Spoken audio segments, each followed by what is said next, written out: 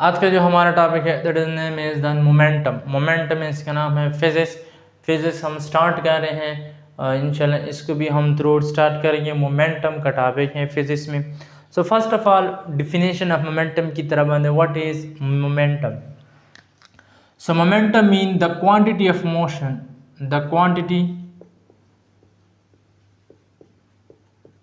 the quantity of motion is called momentum. The quantity of motion is called momentum. Quantity of motion को हम momentum का नाम देते हैं।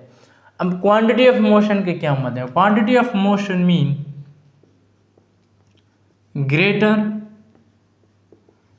The quantity of motion,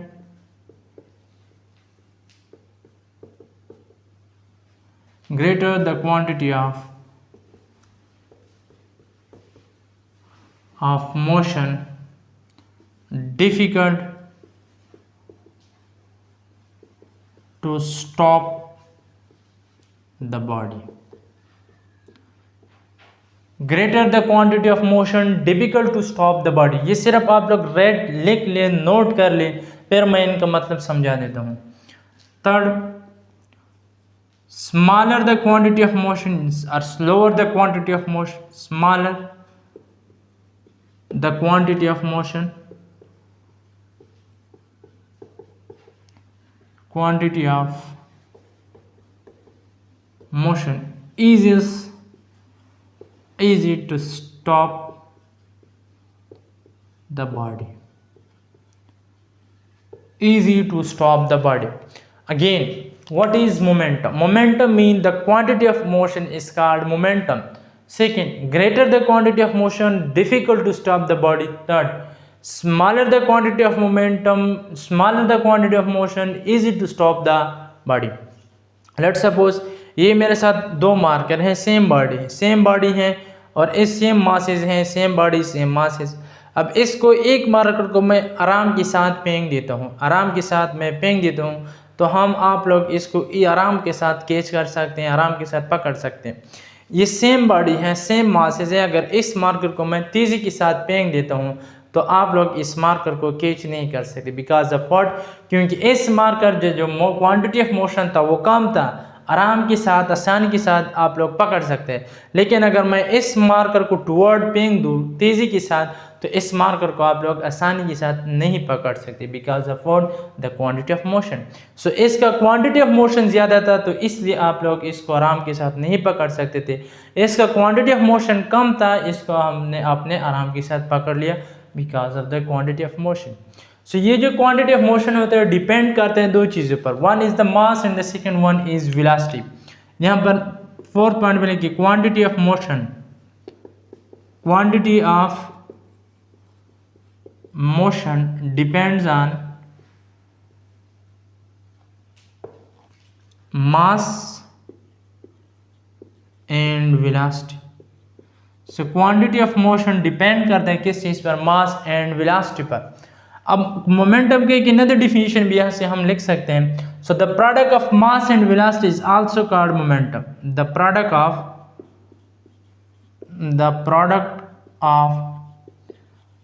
mass and velocity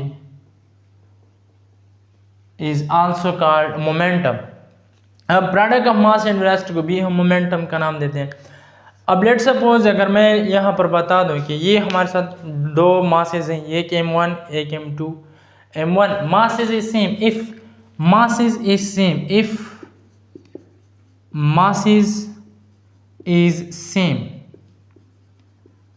if masses is same m1 is equal to m2। अगर masses same है, ये marker हैं और ये मार्कर दोनों मासेज हैं, इसको मैं नाम देती हूँ m1 और ये मेरे साथ m2, ये दोनों का मास सेम है। बट वेलोसिटी इज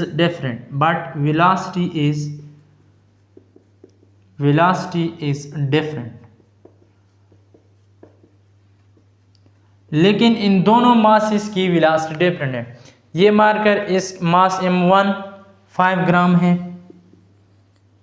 ये सेकंड मार्कर मास m2 भी 5 ग्राम है, लेकिन इन दोनों मार्कर की वेलोसिटी डिफरेंट है। अब अगर आपसे किसी ने पूछा कि इन दोनों मार्कर में मोमेंटम किसका ज़्यादा है, मास m1 का ज़्यादा है कि मास m2 का, क्योंकि दोनों बॉडी सेम है, दोनों का मास सेम है, इन दोनों का वेलोसिटी डिफरेंट है, तो मोमेंटम किसका ज़्यादा होगा।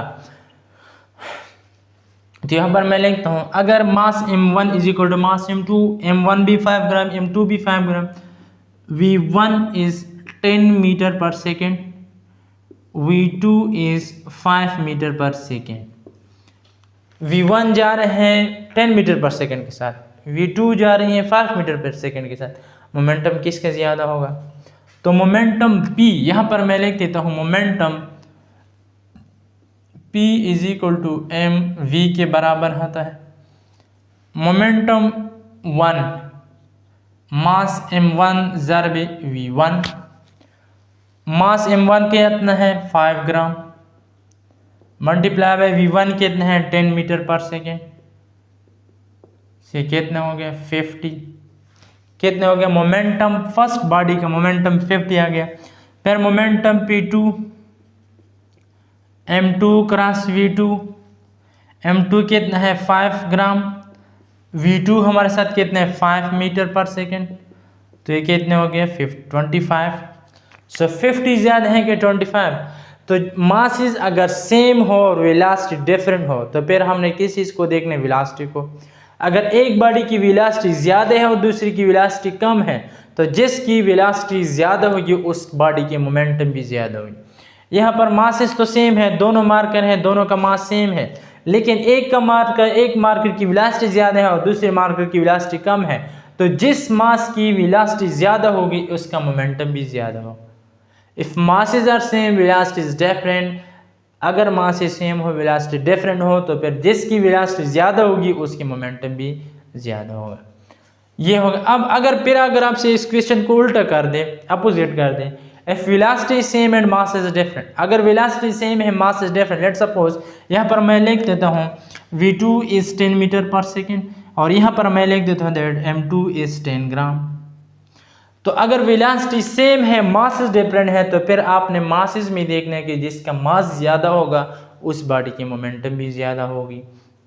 लेट्स सपोज अगर ये मार्कर है, आप लोग इसको आराम के साथ कैच कर सकते हैं, लेकिन अगर इस मार्कर की जगह एक पत्थर में आपकी तरफ फेंक दी तो बड़ा पत्थर में आपकी तरफ फेंक देता हूँ, सेम वेलोसिटी के साथ कैच कर सकते हैं, नहीं कैच कर सकते, because of what, because of mass, क्योंकि मास का मार्कर का इसका जो मार्कर का मास है वो कम है, लेकिन जो पत्थर है उसका मास ज़्यादा है और उसको आप कैच नहीं कर सकते।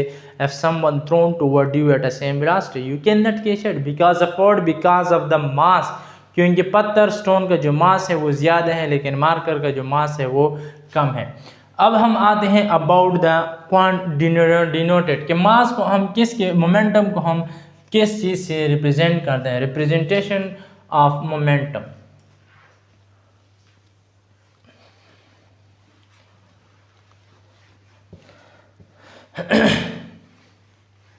So momentum is denoted by P. Momentum is denoted by P. Momentum को हम किस चीज़ के ज़रिए डिनोट करते हैं, P के ज़रिए। अब क्वांटिटी, अगर किसी ने पूछा कि मोमेंटम इज वेक्टर क्वांटिटी और मोमेंटम इज स्केलर क्वांटिटी, क्या मोमेंटम वेक्टर क्वांटिटी है कि स्केलर क्वांटिटी, तो at a sample momentum is vector quantity. Momentum कौन सा क्वांटिटी है, वेक्टर क्वांटिटी है। आपको यहाँ से अंदाज़ा होना चाहिए कि अगर किसी चीज़ के ऊपर एरो हो, एरो का मतलब है ये डिनोट करते हैं, जाहिर करते हैं कि ये कौन सी क्वांटिटी है, वेक्टर क्वांटिटी है। अब मोमेंटम का जो फार्मूला है, formula of momentum, momentum P is equal to m cross v, m cross v के बराबर है। यहाँ पर जो P है दैट्स P इज डायरेक्शनल, ये P हमारे साथ क्या होता है, directional, and this v is also directional, ये भी डायरेक्शनल है। Mass is non directional, mass हमारे साथ क्या है, नॉन डायरेक्शनल है। द क्वेश्चन इज दैट अगर ये मास नॉन डायरेक्शनल है, वेलोसिटी डायरेक्शनल है, P भी डायरेक्शनल है, अगर डायरेक्शनल है तो ये वेक्टर क्वांटिटी है, क्योंकि वेक्टर का मैग्नीट्यूड भी होता है, डायरेक्शन भी होते हैं। मास नॉन डायरेक्शनल है, it's mean mass is a scalar quantity. तो मास हमारे साथ कौन सा क्वांटिटी है? स्केलर क्वांटिटी है। और वेलोसिटी हमारे साथ कौन सी क्वांटिटी है? वेक्टर क्वांटिटी है, जिसकी वजह से डायरेक्शन है और स्केलर की वजह से मास नॉन डायरेक्शनल है। तो फिर क्वेश्चन ये आना चाहिए कि मोमेंटम पर वेक्टर क्वांटिटी क्यों है? यहाँ पर स्केलर भी है वेक्टर भी है, तो मोमेंटम तो दोनों होना चाहिए, स्केलर भी होना चाहिए वेक्टर भी होना चाहिए। फिर यहाँ पर वेक्टर क्वांटिटी हम क्यों लिखते हैं मोमेंटम के साथ? तो इसका आंसर यह है कि अगर जब भी हम स्केलर को वेक्टर के साथ मल्टीप्लाई करते हैं, if we multiply scalar with vector the answer must be an vector। तो अगर हम स्केलर को वेक्टर के साथ मल्टीप्लाई करते हैं तो उससे जो आंसर आता है वो हमेशा के लिए किस चीज़ में होगा? वो वेक्टर में होगा। That is why momentum is a vector quantity. अब फिर इसके साथ unit of momentum, unit momentum P is equal to m cross v। Mass का यूनिट हमारे साथ क्या है? किलोग्राम। वेलोसिटी का यूनिट हमारे साथ क्या है? Metre per second.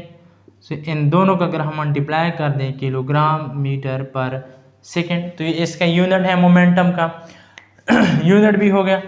अब यहाँ पर अगर किसी ने पूछा कि मोमेंटम के साथ ये मोमेंटम है, momentum P is equal to m cross v हम लिखते हैं, मोमेंटम के साथ यहाँ पर हम प्लस क्यों नहीं लिखते? यहाँ पर हम माइनस क्यों नहीं लिखते? यहाँ पर हम डिवीजन क्यों नहीं लिखते? अगर किसी ने पूछा कि यहाँ पर m और v के साथ हम प्रोडक्ट क्रॉस क्यों लिखते हैं, प्लस क्यों नहीं लिखते, माइनस क्यों नहीं लिखते, डिवीजन का साइन हम क्यों नहीं लिखते?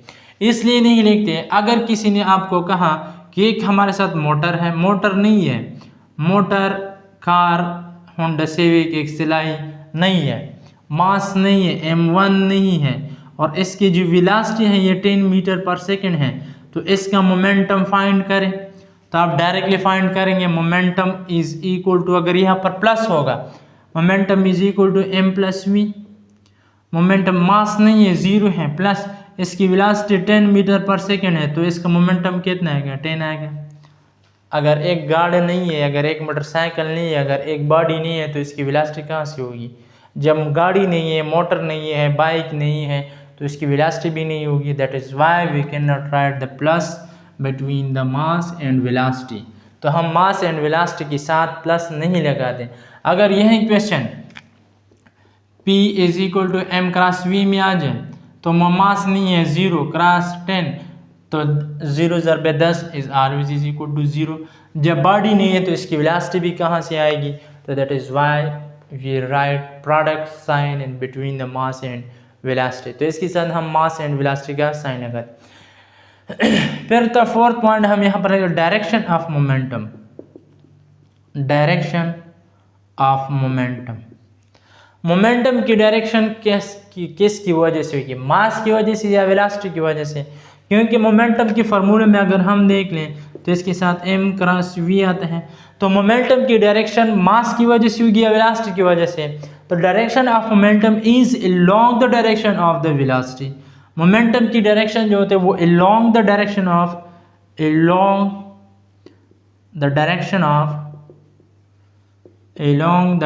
Of velocity. जिस तरफ वेलोसिटी की डायरेक्शन होगी उसी तरफ मोमेंटम की डायरेक्शन है। अगर ये मार्कर है, इसको मैं ऊपर की तरफ फेंक दूँ तो इसकी वेलोसिटी कहाँ पर? टुवर्ड ऊपर की तरफ, फ्लोर की तरफ है, तो इसका मोमेंटम भी ऊपर की तरफ होगा। अगर इस मार्कर को मैं टुवर्ड यू आपकी तरफ फेंक दूँ तो इसका मोमेंटम भी आपकी तरफ होगा। अगर मैं इस मास को यहाँ पर फेंक दूँ तो इसका मोमेंटम भी इस तरह होगा। इसके जो डायरेक्शन होते हैं वो हमें ज़ाहिर करते हैं टुवर्ड द वेलोसिटी। जो वेलोसिटी की डायरेक्शन होगी वही डायरेक्शन मोमेंटम की भी डायरेक्शन होगी। तो ये था हमारे साथ लीनियर मोमेंटम। इंशाल्लाह नेक्स्ट लेक्चर में हम डिस्कस करेंगे momentum and term of Newton second law. कि momentum and term of Newton second law क्या है, किस तरह हम इसको प्रूव करेंगे। फिर हम ये बताएंगे इम्पल्स एंड इम्पल्सिव फोर्स भी हम इसको यहाँ पर बताएंगे। तो ये था हमारे साथ momentum. So thanks for watching.